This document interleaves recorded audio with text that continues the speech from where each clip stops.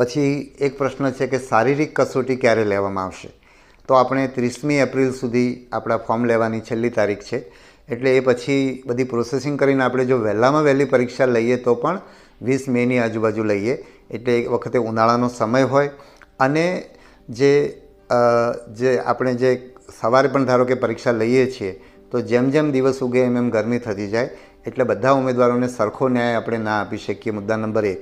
મુદ્દા નંબર 2 કે આપણે 20 મેની આજુબાજુ પરીક્ષા શરૂ કરીએ તો 15 જૂનની આજુબાજુ ગુજરાતમાં વરસાદ શરૂ થઈ જતો હોય છે. એટલે આપણે શારીરિક કસોટી યોગ્ય રીતે પૂરી ના કરી શકીએ. એટલે જ અમે કોઈ અવઢવ ન રહે એટલા માટે અમે એ નિર્ણય ચોમાસા પછી શારીરિક કસોટી લેવાનો નિર્ણય કરેલો છે. અને એની ઉમેદવારોને આપણે જ્યારે પહેલા જ દિવસે અમે જ્યારે જાહેરાત આપી અને મીડિયાને સંબોધન કર્યું ત્યારે એ માહિતી અમે ઉમેદવારને આપી દીધી છે. એટલે શારીરિક કસોટી છે એ ચોમાસા પછી શરૂ થશે.